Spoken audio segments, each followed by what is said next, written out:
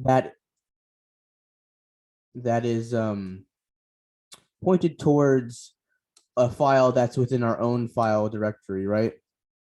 And we usually would say style.css, right? But today we're using styles that are imported from a another provider, basically from Twitter itself. So we import our styles, and I'm going to go over this from the documentation really quickly. I just want to walk through our HTML, and we're actually gonna type this out. So don't be really too concerned if you're not getting this the first pass. We're gonna do it again. And now we're importing our styles from Bootstrap, and also way down below, we're importing our JavaScript also from Bootstrap. This is going to give us functionality when it comes to resizing and for basic functionality of some of the components that we'll use from Bootstrap. All right, and straight away, if we look at the top, we have a nav bar with some classes, which is kind of weird because we don't have our own style sheet. So basically, what we're doing is we're using pre-made classes that are from Bootstrap, and we're using their styles. So straight off the top, we're doing a navbar class with a navbar expand medium and a navbar dark. So there's a lot of things going on here. But basically, what we're doing is that we're using Bootstrap's pre-made navbar class and using some of the pre-made presets.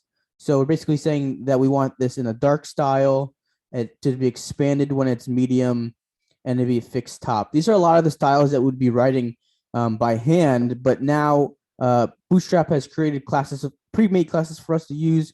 So we're going to use those instead. And I'm going to show you exactly where to find all these classes within the Bootstrap documentation, right? So if we move down further, we have this nav bar. So this whole section right here is a nav bar. Then we have a section called main, which is the main body of the HTML page. And we have a couple divs, and most importantly, we have this div right here and a div right here called container, and they contain, or this one at least contains a class name row. And if we remember Flexbox or the Flex styles that we've been using in the past, this should be kind of it should kind of remind us of the same style of setup. So we have containers which contain rows and columns, all right? And a row can contain 12 columns. So when we say column 4, we're saying that this column is taking up 4 spaces of the 12 columns. But I'm going to go more into this when we get into the documentation. But we're going to do a simultaneously building of a project and reading the documentation. I'm going to do a side-by-side view, and we're going to build a project together. All right. So first off, let's create a new project. I like to create a new folder for all my new projects, and I'm just going to say new folder. And I'm going to call it Bootstrap Demo Project. I'm going to open it up, and I'm going to open up with code. This way I have a blank file, a blank folder. And then like every week, we're just going to create a brand new index.html file. And then we're going to say HTML and do HTML5 boilerplate. This way I have this beautiful boilerplate that's ready for me to use. And it's basically blank, right? So we have a couple things in here ready. We have some title data, which we can change to whatever we want. I'm just going to change it to my name, which will be the title that's displayed within the tab in your browser. And we have an empty link tag, and we have an empty script tag. All right, we can delete those for right now. I'm going to delete only the script tag I'm going to keep the link tag just in case I need it in the future. All right. So I'm going to open up the documentation for Bootstrap. All right. I'm going to bring it to the side. Let's pull it right over here.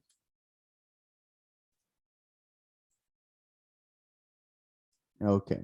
Now, and this is a really important thing to just realize every time you use a new framework or a new coding language, there is most likely a bunch of documentation that goes along with it, and that's really, really helpful if you're trying to learn a new language or a new framework or a new style.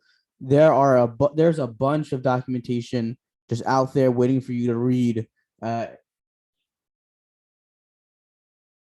Oh, we're not even at that part yet. Don't worry about it. So, Michaela, we just want to get the a boilerplate right now. So all we have to do, if we downloaded our extension, our boilerplate extension, all we type is HTML, and we click on HTML5 boilerplate, and we'll have this spiffy new boilerplate. But this is just like every other week. It's just HTML, and we're gonna import some Bootstrap styles and JavaScript to make it a little bit more to make it work for us a little bit better, right? So if we read this, getting started with Bootstrap, the world's most popular framework for building responsive mobile-first sites with JS Deliver and template starter page. All right. So like I said, Twitter created this back in 2012, maybe 11. I remember when it first came out, and I just first started using it. It was really a really easy way to create web pages, and I would really implore you to get comfortable with building your front end with these styles. C# ASP.NET uses Bootstrap still as their base layer. It's a really clean looking style, and you can never go wrong. Also, you can throw your own custom styles over the components to make it look like your own. Really, when you're going after your own clients, I mean, unless your client is looking for a very specific look, you can always use these components and style them in the way you want. Why do double work if you don't have to, So we're going to look at this real quick, and we say quick start, looking to quickly add Bootstrap to your project, use JS Deliver as a blah, blah. Okay. Copy paste the style sheet link into your head before all other style sheets to load our CSS. All right. So I'm just going to click copy. I'm going to go in front of my other link tag, and I'm going to click paste, right? That easy. Super simple. Now I have Bootstrap styles imported into my project in less than a second, And the reason that we put our Bootstrap styles before all our other styles is because CSS gets read kind of like from top to bottom. The last styles that are claimed are the ones that are going to get presented. So if you want to edit your CSS, the Bootstrap CSS, we would write our own CSS below it to get called when the runtime happens. All right. Next, we have to install the Bootstrap JavaScript. So I know we haven't really dealt with JavaScript yet in our class, but thankfully enough, Bootstrap has it pre-written for us, and we can utilize it without having to do too much work. So all I have to do is really copy the bundle, or we can copy it separate. It doesn't really matter. We're going to copy the bundle, and we're going to place it down at the bottom of the body. Seems like I'm missing a body tag. I'm going to just add a body tag real quick. You don't need to do this. You must have deleted it by mistake. Cool. And I'm just going to add the scripts that I've copied here. Perfect. So all this is doing is making a call out to the CDN that contains this code, and it acts as them for us for permission for us to use them. All right. So every time our script runs, it makes the call out to the CDNs. It grabs the styles, it grabs the JavaScript, and then we're able to use it. Cool. So all this stuff is great. I'm gonna go down to the layout tab real quick, and I'm gonna go down to containers. All right. Containers are what set up our Flexbox capabilities so that we can use rows and columns within our Bootstrap application or a Bootstrap framework application. All right. So the majority of the time, we're going to want to use regular containers or container fluid. So what container fluids mean, our class of container fluid, is this means that this container is going to take up the whole entire space left to right. All right. It doesn't really matter too much that we understand how this works. We're going to really need to know how the rows and the columns work. It works very similar to the way that Flexbox containers work, but the main base of each of these containers rests within a container class. So if we make a div with a class of container fluid, all right, this automatically gets this class from our CDN. There's not really much else we need to do besides create a row and a column within this class. All right. So I'm going to create a row and then 3 columns within that row that are 4 each. All right. So like I said before, every row is divided into 12. So if we have 3 rows with 4 columns each, 4 width columns each, they should be equally spaced. And obviously there's nothing for us to display right now. So we're going to write some text within these divs so that we can view what we're writing.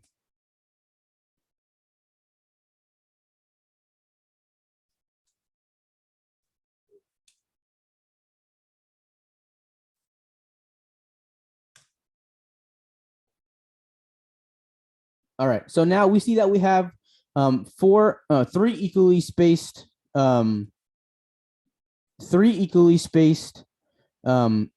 p tags saying hello within this row. All right, so if we open up our inspect element tool, we can see that we have a div of container fluid, so it takes up this whole entire space, right? We can see that inside that div we have a row, and inside that row we have 3 columns, equally taking up the same amount of space of 3 or of 4. I'm sorry. Now, if we were to change the size of one of these columns to 2, and I would change this to 5 and 5. We can go back into the inspect element tool.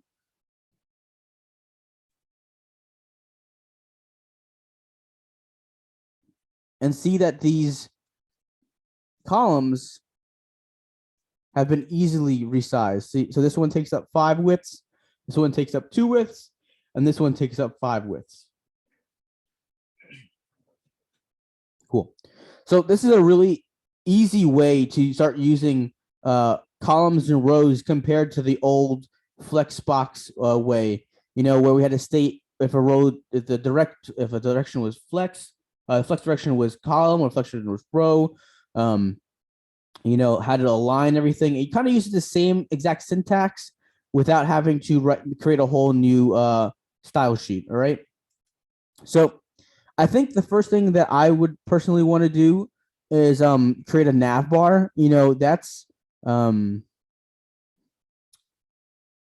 of like the first step along, when you're creating a website. So I'm gonna delete all the the divs I just created because they're not really helpful. And I'm going to create a nav tag. A nav tag is new to HTML. I think it's HTML5 it came out. Well, it's not really too new anymore, but it's a navigation tag that we can use for our navigation. All right. So the most important thing here is we want to utilize our the documentation as much as we can. All right, because it's impossible to learn all this stuff back to front, but it's really important to know how to find what you need to get. All right. So I want to go to my components and I want to look through all the components. So these components are style components that we can easily just rip out and use. You know, we have carousels, which makes sliders for us. You know, if we just watch this for a second. There we go. It's very anticlimactic, but we're going from slide to slide to slide. We also have one with controls. You know, we have all types of stuff. We have drop downs. We have drop down links. We have list groups. But most importantly, what we want right now, I want to use a nav. I want to have a nav bar. All right. We have these really cool nav bars here for us to use right off the bat. We can just copy and paste this if we really wanted to, but I want to go over some of the classes that we need within this nav bar. Okay. So first of all, we need to give this nav a class, right? Because that's the way that Bootstrap uses its styles through class. All right. And the first class, the biggest class of navbar is obviously navbar, right? And you know, if we don't really have anything inside this, it's probably not going to even show.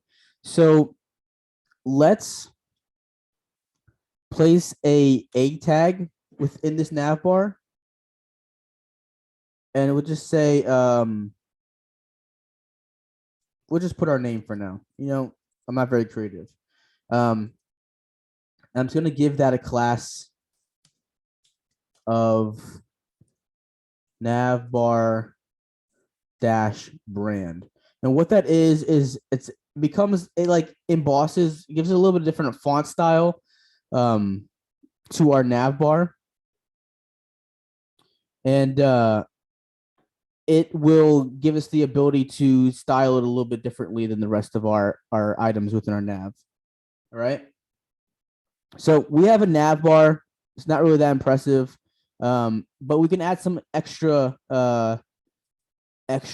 classes to our nav bar container to maybe spruce it up a little bit. So I want to then give a class of navbar. I'll say navbar dark.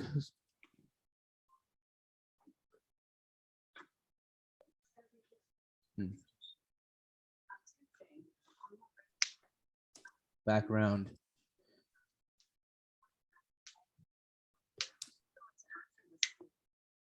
Cool.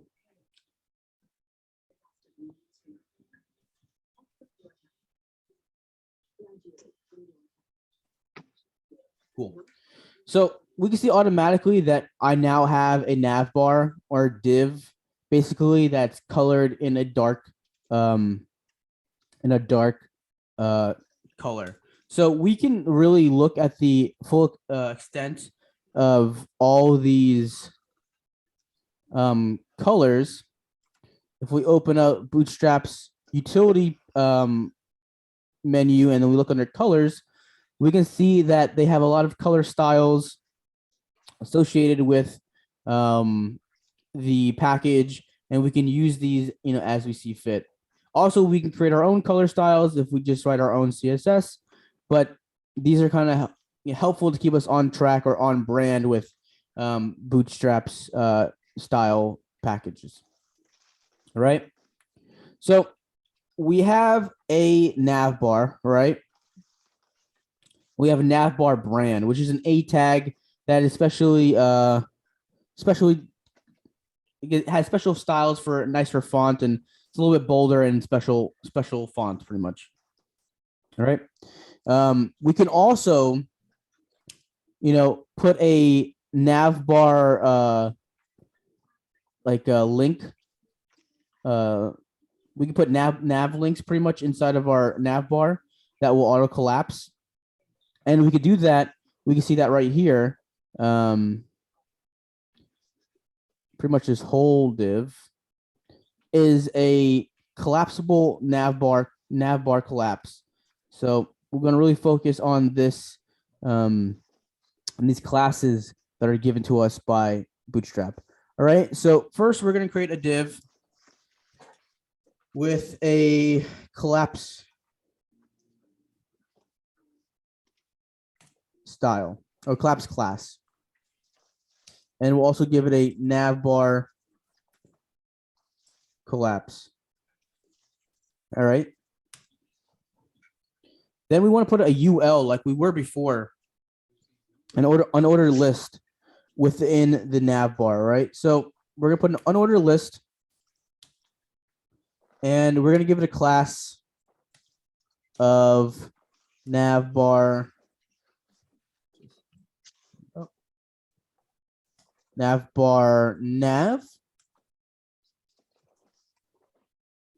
me auto.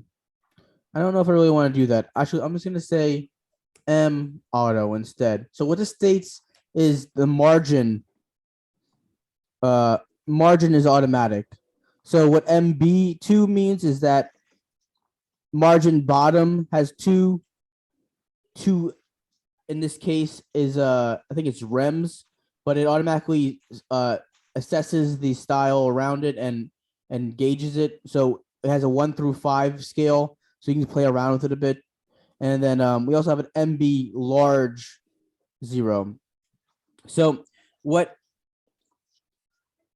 Bootstrap does, it has something called breakpoints, is that it realizes the screen size, and you can write custom styles for different screen sizes by giving it a breakpoint for that style within the class.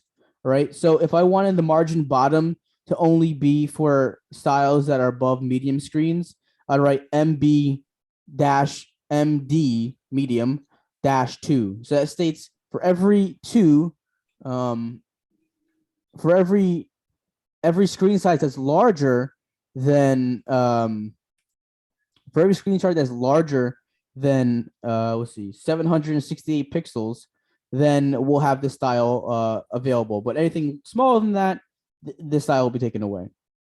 And there's more to that. The breakpoints within this breakpoints page within layouts.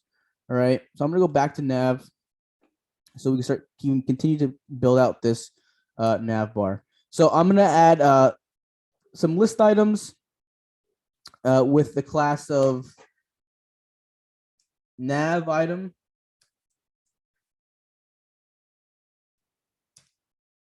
and an A tag with a class of nav link.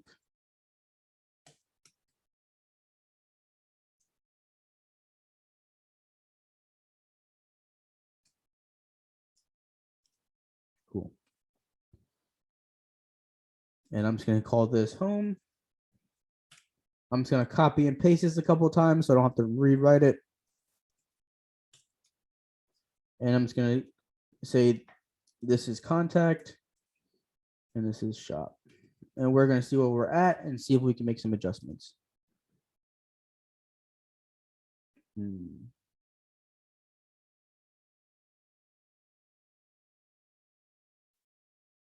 Cool.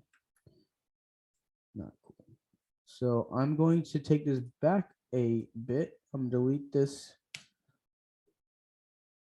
Okay. Cool. All right. So where was I?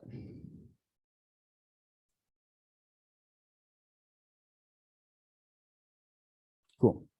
All right. So if you noticed, nothing is showing up because we need to add a button to make our to toggle the view of our drop down menu, right? So we're going to add a button above our div and give it a class of nav toggler.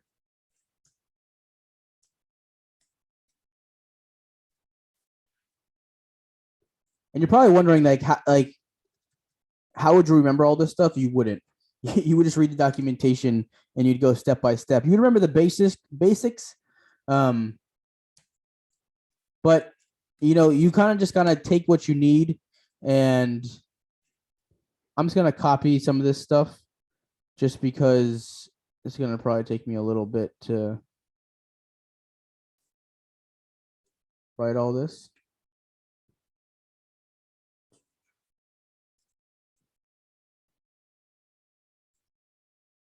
I'm going to see if I can do this, make it readable.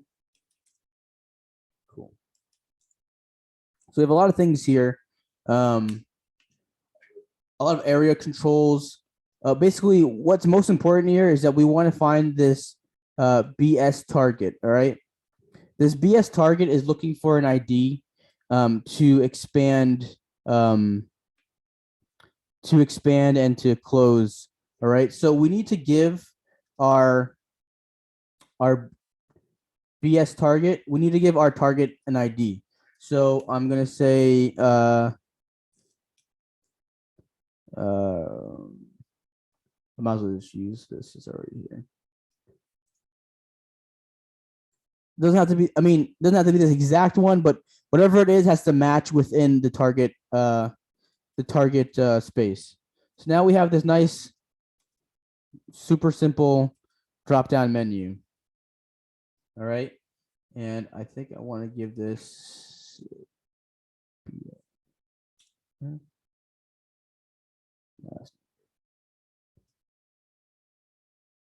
I can fix that later though. Okay. So now we have a nav toggler to open and close our nav bar. This comes really comes in handy when you're building mobile displays, all right? And we've done that in like under 20 minutes. Super fast, super fun. All right. Cool. Next, we're going to come outside of the nav and we're going to create another div with a class of Jumbotron. Actually, you know what? A class of container.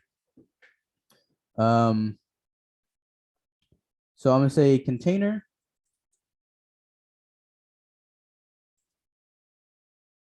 I'm going to say container. Sorry, I clicked off my screen. And now I have a container class for the rest of my the body of my HTML. All right. I'm just going to place a row inside there as well. And then 3 columns like we did before. So I'm going to say column. This time I'm going to say medium 4. All right. So I'm going to create 3 of them because remember, we have a total of 12 spaces within our row. So we can have 4 times 3 is 12. And I'm going to put some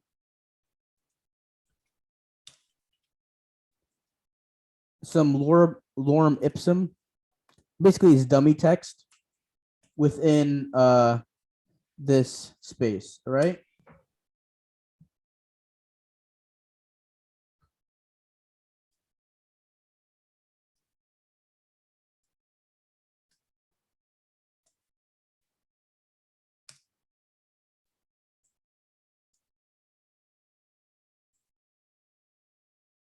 It doesn't really matter what this stuff says.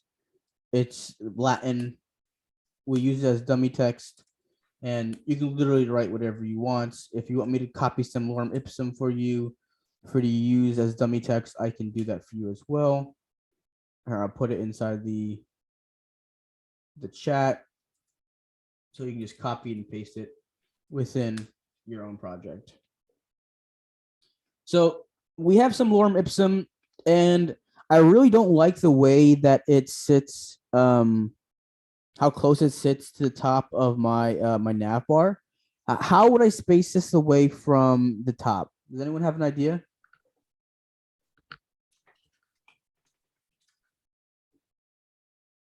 We could use a break, but we already have. So we're gonna go and inspect our element real quick, and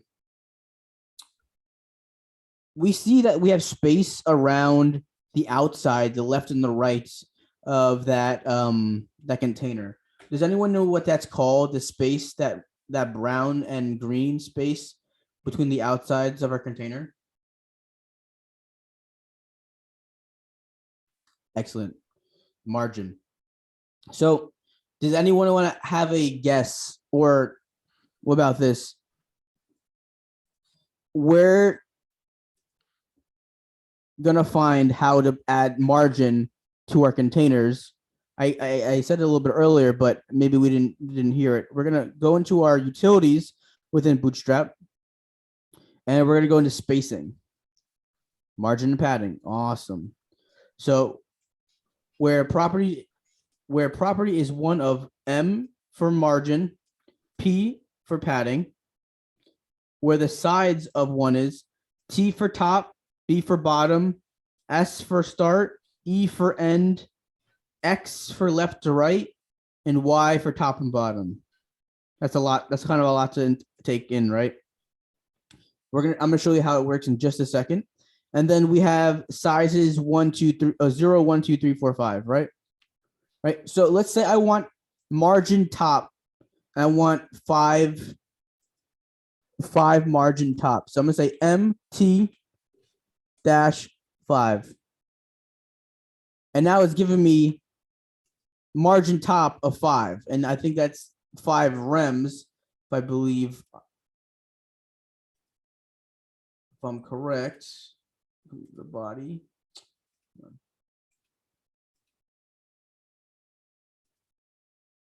3 rem. All right, I was close.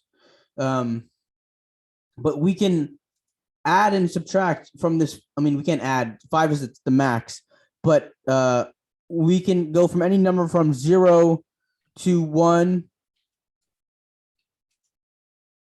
2, 3, 4, and 5. All right. This is giving us a little space, from the top. We also can do the same with padding. The reason I'm using margin is that I want the space to be on the outside, not the inside of the container. All right. So I give myself some space.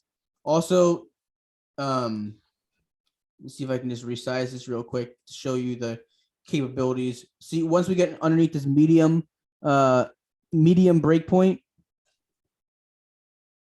the columns become full width. So that's this column dash medium breakpoint that we set into there. I just want to show you the functionality of that. All right.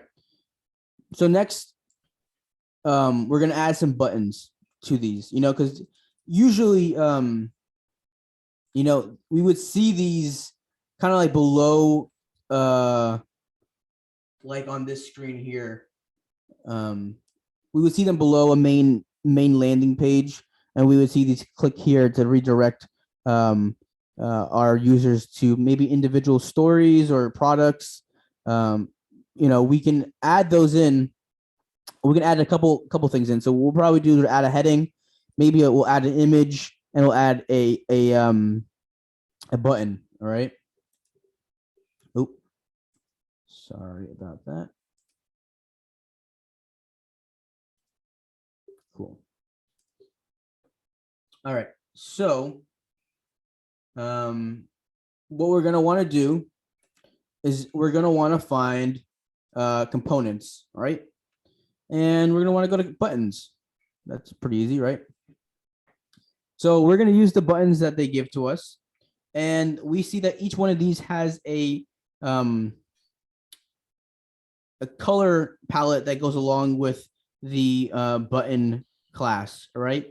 So primary is blue, secondary is gray, success is green, danger is red, warning is yellow, and so on and so on, right? So I'm gonna use this button primary, and I'm gonna post it. I'm gonna paste it within within my my column, all right? Because I want them to be all contained within my column. I'm just gonna break this up a little bit so it's easier to maintain. Sorry about this.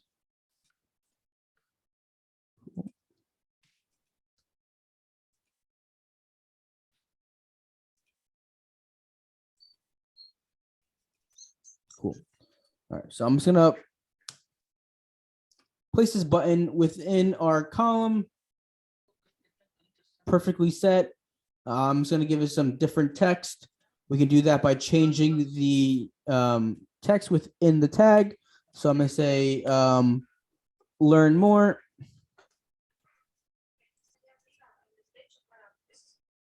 And I'm just gonna copy and paste this to our other columns. Cool. Cool. So now I have 3 columns with buttons. I'm going to also want to put a heading in there as well. So I'm going to come back into here, into the Bootstrap,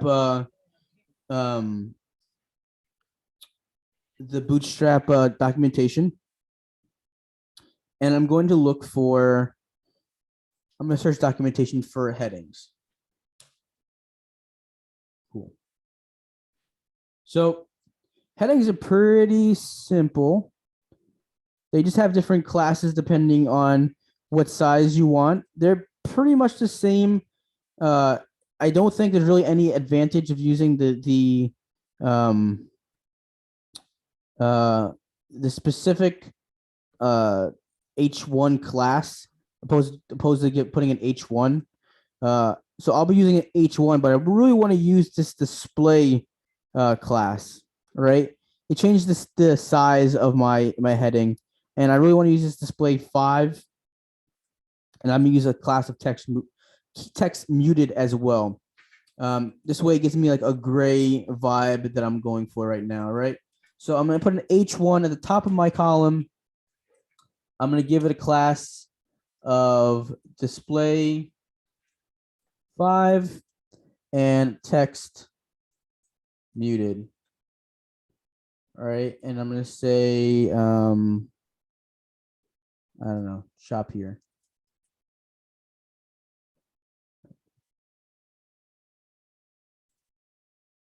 It's a little bit intense for me. I'm gonna see if I can make it a little bit smaller.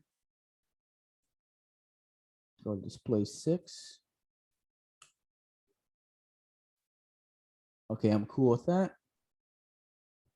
And I'm just gonna copy and paste this to the rest of my columns.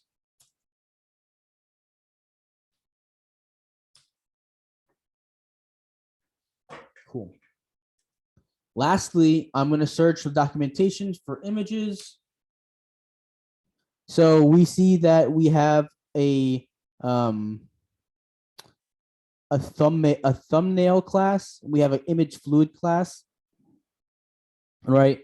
Image fluid classes would be used for landing pages like we did last week that cover the whole container of the div. But an image thumbnail would probably be something a little bit smaller that we can use in our current situation right now. So I'm going to grab this code and I'm just going to place this. I'm going to place it below the H1, and I'm going to find a picture for us to use. So I'm going to go to pexels.com. It's a free resource for stock photos. And I'm going to say like coffee. So I'm gonna say coffee. And I want to find a very specific size photo. So I'm gonna say filter, all sizes. I'm gonna say small size. Cool. I like this one. So I'm gonna open this up in new window. I don't want you to download though, so I'm gonna try to just refresh this. Open a new tab. I did not want that to happen. Open image, new tab. There we go. So I'm going to take this and I'm going to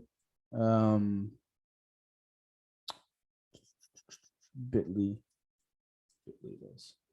So bit.ly is an image, a URL shortener. I'm just going to use this real quick so that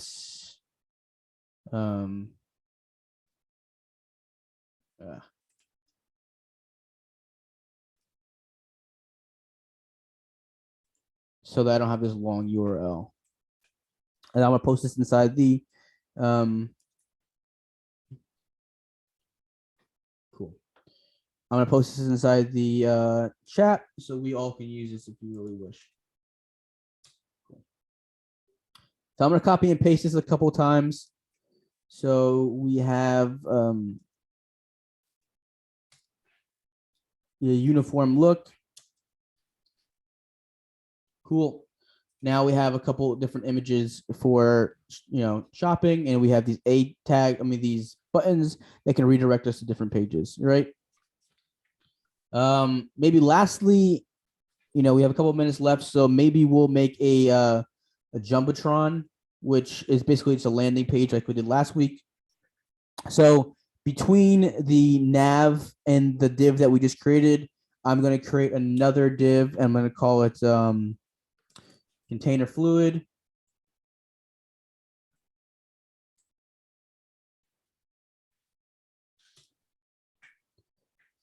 And I'm going to place an H1 in there.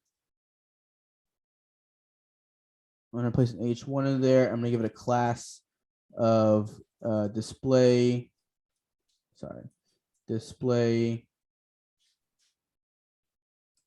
3 text muted. And I'm going to say coffee beans. Cool, I spelled coffee wrong. Coffee beans. All right, below that, I'm going to put an H3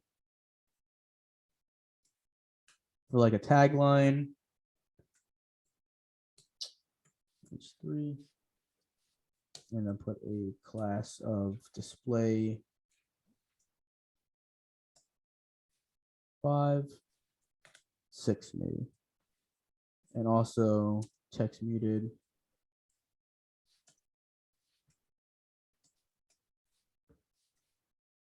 And say, I don't know, fresh coffee beans.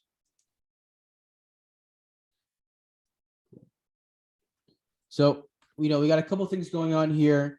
I want to just open up my reference real quick. Opening code.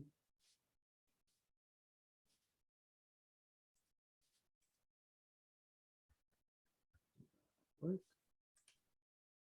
Oh, it's the wrong one. Code. Cool. Okay. Okay. So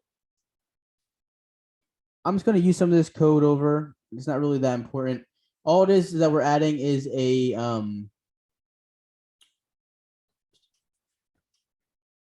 we're going to add a class of we're going to add a div around this with a class of Jumbotron, which states that it's a landing page pretty much. And it'll give it additional styles. I think it just grays out the background. So I'm gonna put that div within these other. I'm gonna put those divs within these other divs. yeah, really didn't do much. And finally, I'm gonna put a button below here with a primary a class of BNT, which stands for button, and then BNT primary, and say learn more. All right.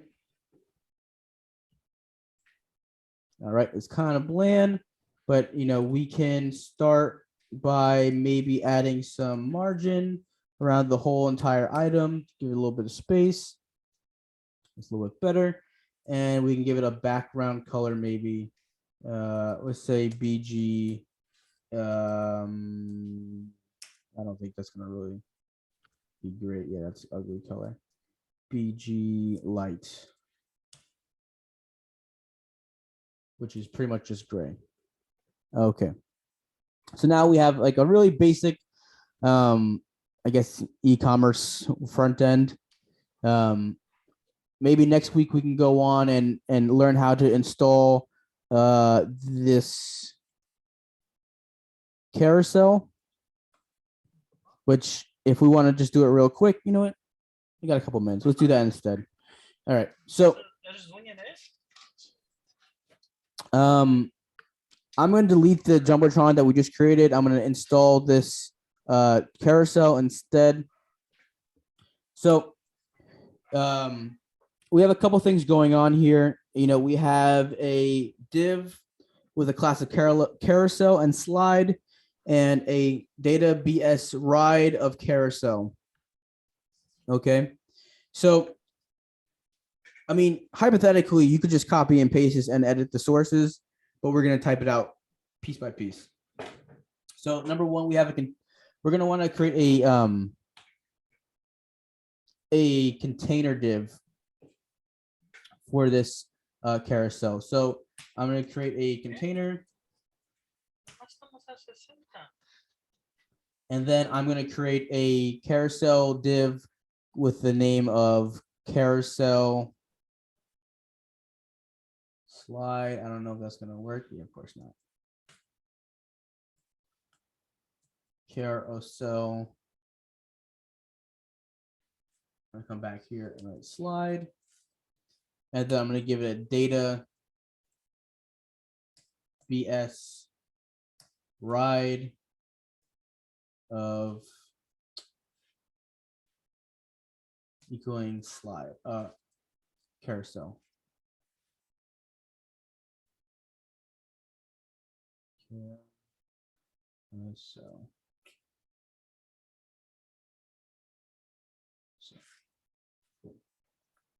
carousel. Okay, cool. Inside of that, we're going to create another div with the class of carousel inner.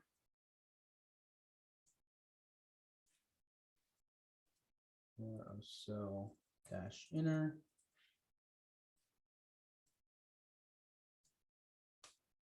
And then we're going to create the individual slides by saying div class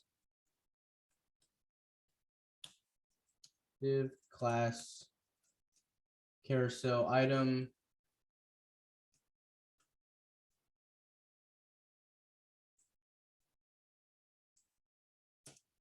the first one's going to be active, and we're going to place an image within that. All right, so I'm going to say I'm going to do this. I'm going to find another image on pexels.com for us to use. I want to keep on brand with the coffee stuff. Filters. I need a large photo. I like this one. I'm going to open the image. Let's do this. Refresh. Open image, new tab. I want to find one more, two more images maybe.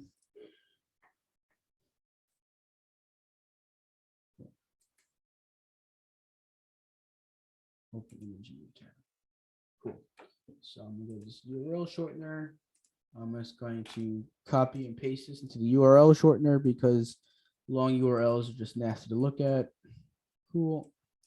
So I have one of these. And I'm just going to copy this, enter the item within the carousel. I'm going to delete active, and I'm just going to come over here and paste that inside there. Use that. So we have two different images that we should be cycling back and forth from. So now we have an image, and we should be cycling at any moment now. There we go.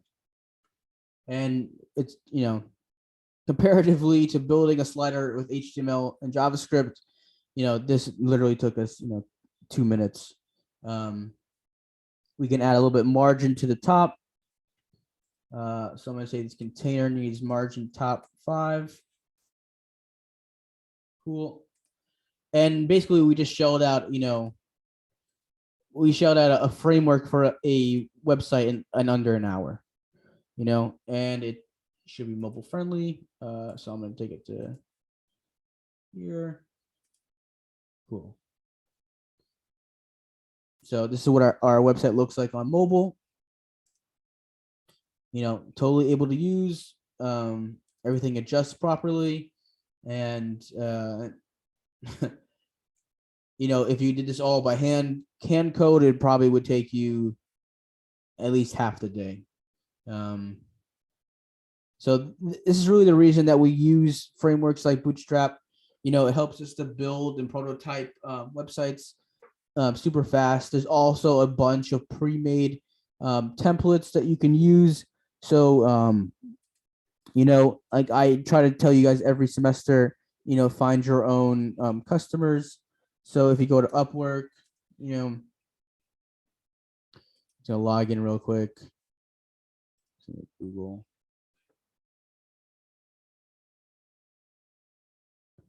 I personally don't use Upwork as much. But, if we're looking for landing pages, I'll search for job here. Landing pages.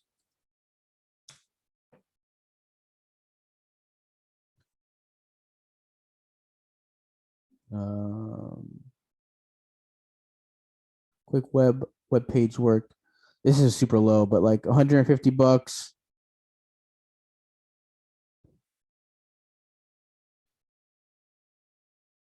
$600. That's website landing page. Hourly, $50 an hour. Basically, you can bust out one of these in an hour and make $100. Super easy. And you can have a template pre-made and just change images and ship them off to different companies around the world. You also can do Fiverr.com. Fiverr.com doesn't specifically mean that they're $5 each. But it does mean that you can definitely reach a larger network of people. And I definitely suggest you guys try to work for yourselves a bit. Having projects that you worked on is a really good intro if you need to have some work experience before an internship or any other type of employment.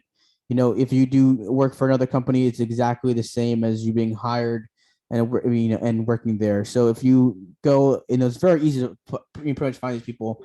If you go to local businesses, you can even do that. You can knock on doors. You say, I'm doing website design. You can show them a couple of your web mockups. There's no shame in that. That's pretty much all the time that I have for today. I will stick around to answer some questions. I know I went super fast and we did a lot of things today, but I feel like a lot of Bootstrap is very very straightforward, and really the usage of the documentation is what's going to get you the furthest while creating websites within Bootstrap. So what I would really like you guys to do is to I can give you my code if you want, but to really try to build something out with Bootstrap yourself, it's going to really get you a lot further than just copying my code and looking what looking at and copying and pasting. If you really understand this documentation, there's even a search bar, so if you ever get lost, you can just search for stuff. It's pretty intensive. You can really find anything that you really need as far as troubleshooting, and also I'm always available. I would really appreciate you guys if you guys spent a little time working on Bootstrap projects of your own. Like I said, like you've seen, it's super easy to get started and build out stuff that looks pretty good, if you ask me. Does anyone have any questions before the end of the class? This should be the best time. I had a question. Yeah, what's up, man? So I honestly just wanted to know your opinion on like cheat sheets for like HTML or like CSS.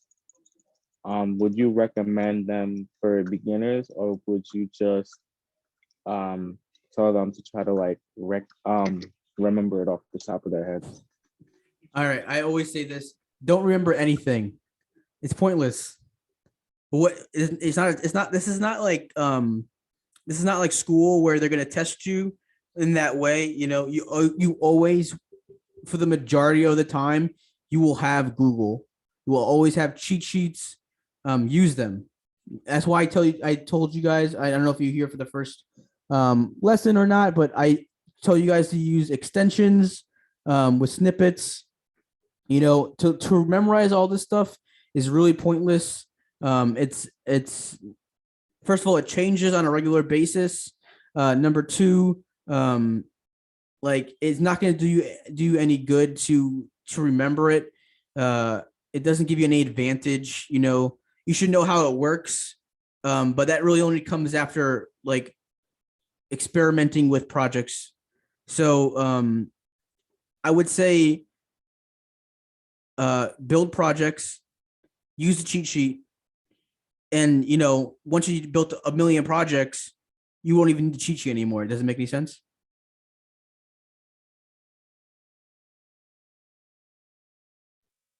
Yeah, I get it. Thank you. Yeah. So what's really important, guys, for everybody is going to your HTML class or CSS. I mean, I don't know. There's like a Cordova class, your Python classes. Coding doesn't work that way, where the time that you spent in a class is the time that you will it doesn't just work like that. You'll remember it from that time. You have to constantly be building projects, constantly be working on stuff. If you want a career in coding, you got to understand you'll be coding a bunch, so you should be comfortable doing it. So you should find projects that you enjoy to do, and that's the way you should learn.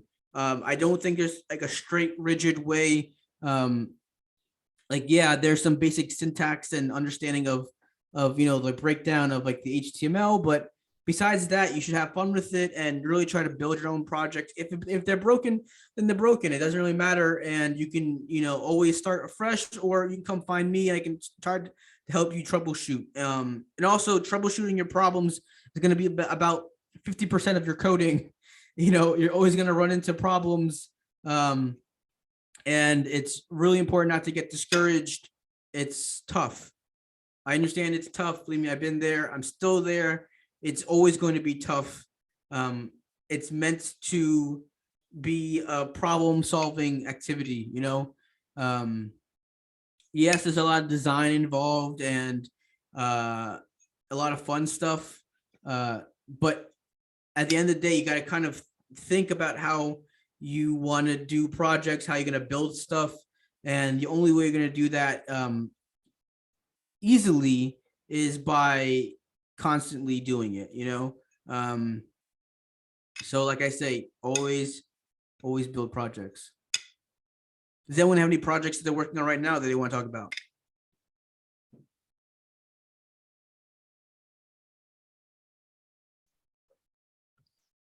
Hello?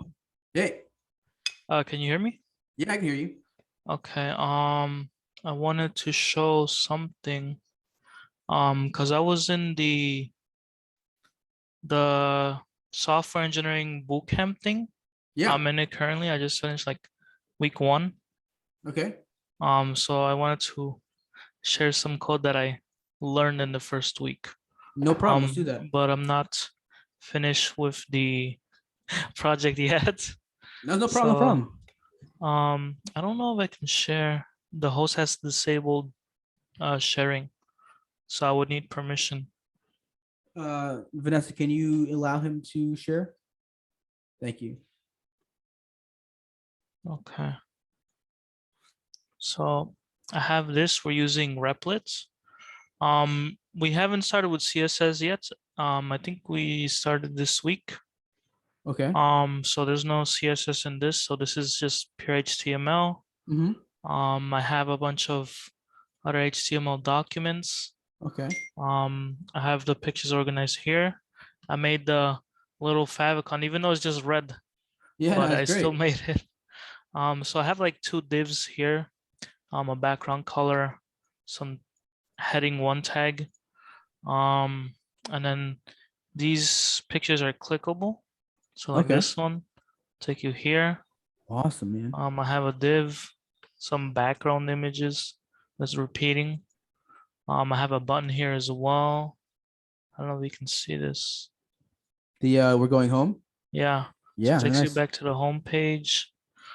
Same thing with this one. Yeah, so that I was a don't great have any movie, by the way. content. Yeah.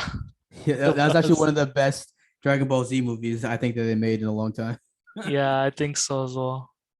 So same home button. This one as well. I put an image in the background as well, but I believe the image is too big, so it doesn't look So- like the other ones. Can we have your code available, or not yet? Oh, yeah, it's right there in Replit, right? Yeah, it's right here. So where is the background image? So for each of them, Yeah, well, just go to one of them, and we'll solve the problem. so start with Spider-Man, I guess. So So- let's click on this one as well. You see how it says Um, body background image? Yeah. So we It's can this one. we can say let me just find out the exact terminology. Cover. Okay, so we're gonna run right after the background image, after the URL, after the parentheses, right before the end of the yeah Tag right there at then, but well before the end of the quotations. the quotations, yeah, right. Put a semicolon and then say background size. Oops. Do I put a dash? Yes, Okay. and then say cover. Okay. So what does this do? So we'll have to go, yeah. So it makes it the full size. So you have to go to that was just for the Spider-Man one. Yeah. But you have to go to the other one and make a cover as well. But you can remove that if you like. There's different styles. You can do auto, you can do length, you can do cover, you can do contain, initial, inherit. I can send you some documentation from W3 schools if you want. There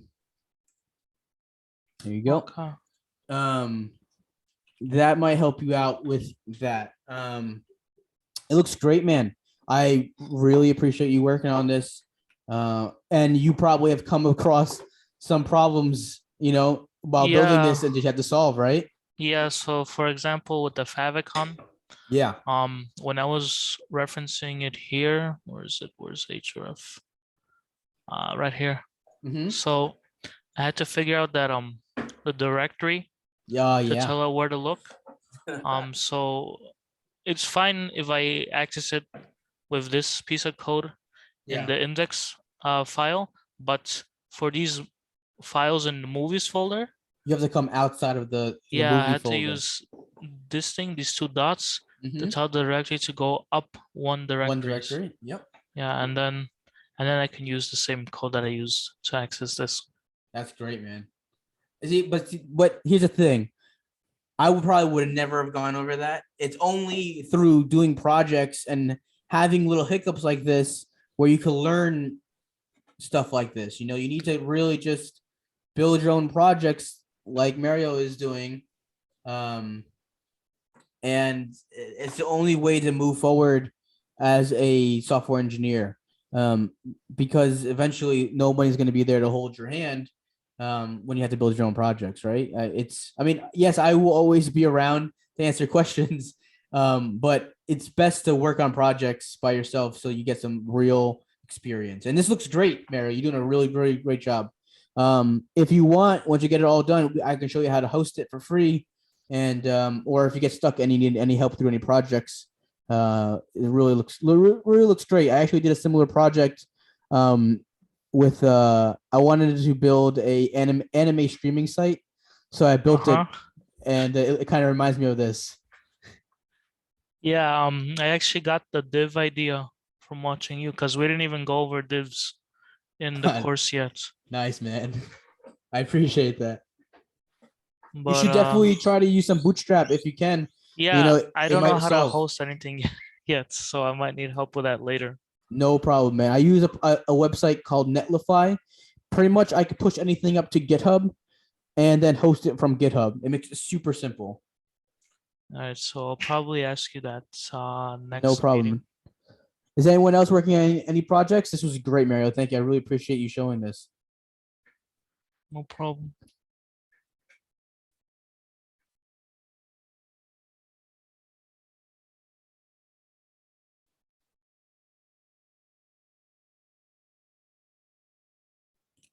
Hey Joshua. Hey, what's up, man? I have a question. So how do we access the previous Zoom calls? We're still working on that. We have them recorded, but we're working with some administration issues, and we will have them up for you probably maybe by next week. If not, I can give you some resources to help you get up to speed if you want. Okay, I have another question. So yeah, so what days does the club like open the Zoom? What days is it like what days do we meet for class, or what days do we like start preparing? Like, do we send out the emails? Because we meet for class only on class one. Yeah, we only meet for class on Wednesdays. I was doing Saturdays, but I'm kind of busy with personal projects that I'm working on with the NCAA, not the NCAA, and that's probably going to take me until the end of the March. And I also work as a software engineer, so I can't really do Saturdays as much. Maybe if we get a couple people that are interested in doing a Saturday, I can do like an early morning Saturday class. I definitely would want you guys to all be on the same page before we move forward into JavaScript.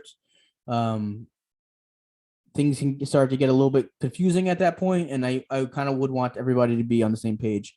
So I will get you some resources about HTML, CSS, and then some Bootstrap. I'll put them in the general. Actually, I'll put them in the.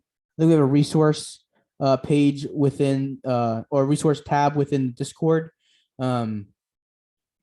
But I would really recommend the best way to get up to speed is to build a little project using maybe Bootstrap. And if you get stuck, shoot me up a message on Discord, and I'll take a look. I'm always available on Discord. My phone's always on my hip, and I can definitely help you guys out. Does anyone else have any more questions?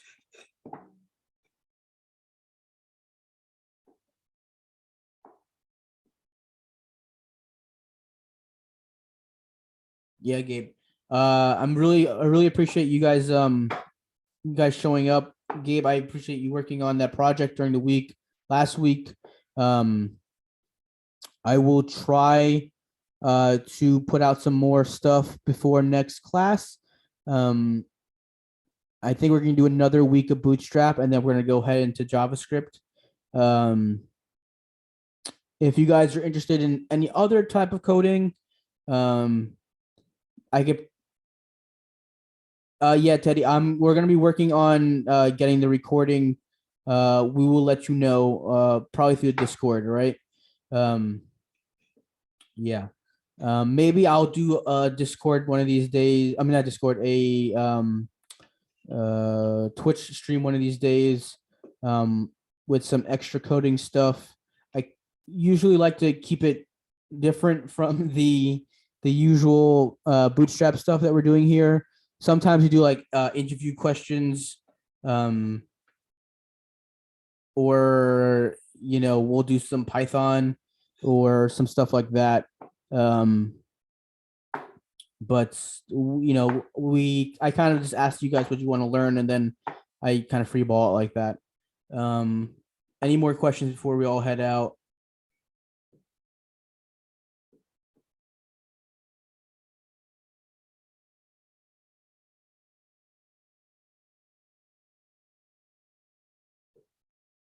Hey Daniel, I know you knew some HTML and CSS, and I think you know some JavaScript as well. Do you want to show us any projects before we head out? I hate to put you on the spot. Nah, it's cool. Actually, I'm not home right now. No I'm currently in problem. the process of moving. Uh, But when I get into my new house, I'd be willing to show you some projects. I do have one, but yeah, I'm just not home, so I don't No have my problem, man. PC. You're good. All right. I Well, have a everybody. question. Yeah, what's up? So with like Python and C++, I Mhm. noticed that I have to use a little bit of math sometimes.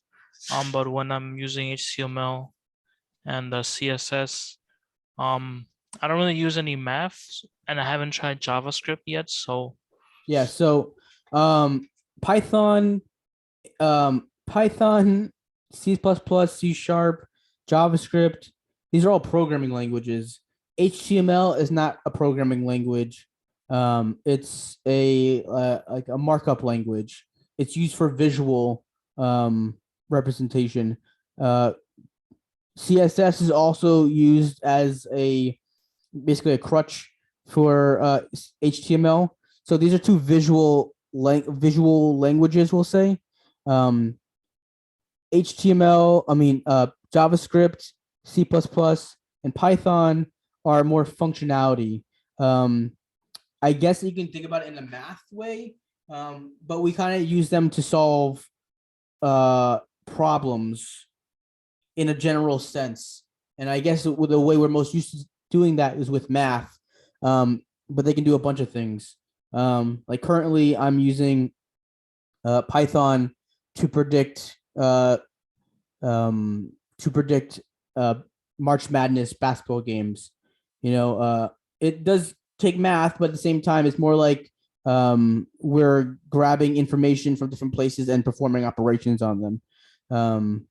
So we want to think of those languages as something completely different than HTML and CSS. HTML and CSS, like I said, is basically just for framing out our projects. So when we're thinking, if we think of a project as a house, HTML is like the HTML would be like the beams and the studs and maybe the walls.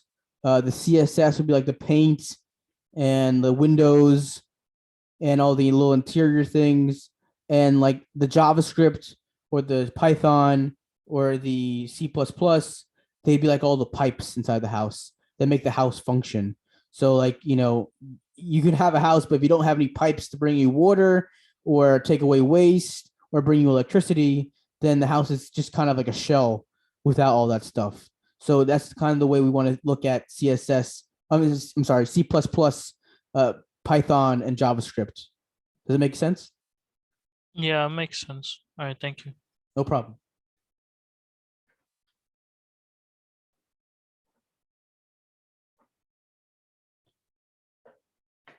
So I'm assuming there's no more questions.